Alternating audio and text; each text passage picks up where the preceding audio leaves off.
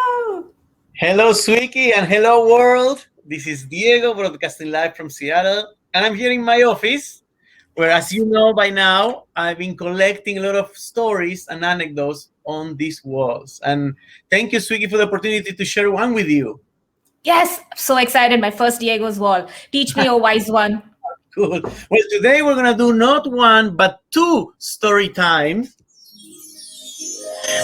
Microsoft is in the empowerment business. Our mission is to empower every person on the planet. So I want to talk about two super interesting real life empowerment stories. The first one stands like this. Once upon a time, there was this young girl called Fiona Mutesi, and she was born in the slums in Uganda in very unfavorable conditions. We're talking about no running water, no electricity. Her dad poorly died when she was 3 years old of AIDS. Her sister died young soon after. Her mother had to wake up at 2 a.m. in the morning, walk 3 miles to buy corn to resell on the street. They had no money for Fiona to go to school. She had to help her mom sell corn on the street. So things were not looking too good.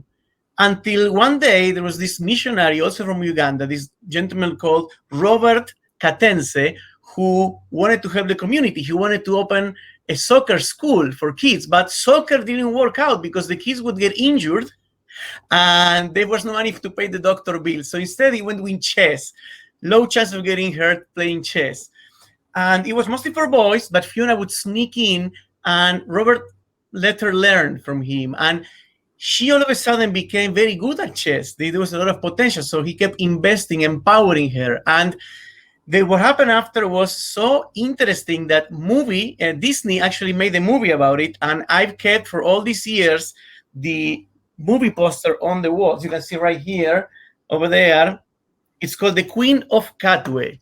I'm going to totally spoil it, but the movie is still good. Fiona ended up becoming the Uganda national champion for junior, the first female to do that. She represented Uganda in not 1, 2, 3, but in 4 Olympics. Uganda has a population of 44 million, so this is not anything small. And so the moral of this story is that IQ, intelligence, passion is equally spread across the globe, but opportunity is not.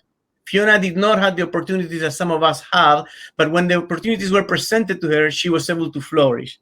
And that's why Microsoft, when I led university recruiting at Microsoft, we hire students from over 900 different schools from all around the world. So that's one of the empowerment stories I want to share. What do you think so far, Swiki? I love it. I love the movie and I love the story. Amazing. Very cool. So the second story is just as interesting. It all starts in 2008 with once upon a time in Singapore, there was this kid called Joseph, and he was about 12 years old. And he had an idol called Michael Phelps. He was the best swimmer ever known. He had a lot of gold medals in the Olympics. And for 2008 Olympics, Michael Phelps and the US team happened to be practicing in Singapore. So Joseph asked his mom, please take me to see the US team. I want to meet Michael.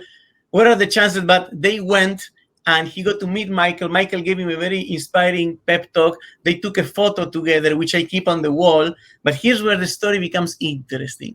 Michael empowered Joseph, who went to go into swimming. And 8 years later, check out what happened. 8 years later, in the last individual race of Michael Phelps' career, here's the photo they took in Singapore, Joseph beat Michael Phelps for the gold medal. So Joseph denied Michael Phelps of his 24th gold medal. So that means that Michael Phelps could have had 24 gold medals, but instead he only has 23 because he went on, because he empowered this small child. And what I want to reflect on today with you and the audience, Swiki, is that how did Michael Phelps feel at that moment when he lost by less than 1 second?